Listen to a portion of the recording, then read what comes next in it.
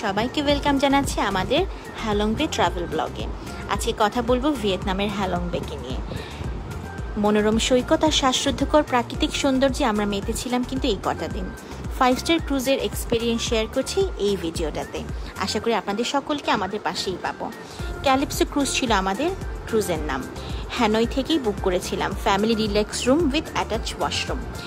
Hanoi old টাউনে এমন অনেক ট্যুর এজেন্সি পাবেন, কিন্তু অবশ্যই তাদের সাথে দামাদামি করতে ভুলবেন না। যাচাই বাছাই করে নেবেন কি পাচ্ছেন কি পাচ্ছেন না, এমন তথ্যগুলো আগে থেকেই বের করে নেবেন।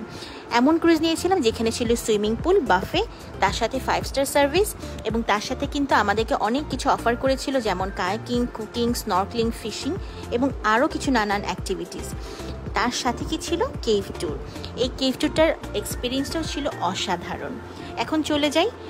আমরা কিন্তু হ্যানয়ের ওল্ড টাউন থেকে লিমোজিনে করে গিয়েছিলাম যেটিতে প্রায় 3 ঘন্টা আমাদের লেগেছিল পৌঁছাতে। ওখান থেকে 1 ঘন্টার বোটের ট্যুর করে কিন্তু আমরা গিয়েছিলাম হ্যালং বে ক্রুজে। আমাদের এক্সপিরিয়েন্স কিন্তু 5 আউট অফ 5।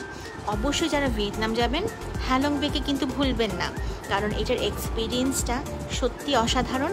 পানিতে ভেসে এই আনন্দগুলো আপনারা উপভোগ করবেন আপনাদের পরিবারের সাথে। সবার যাত্রা শুভ হোক।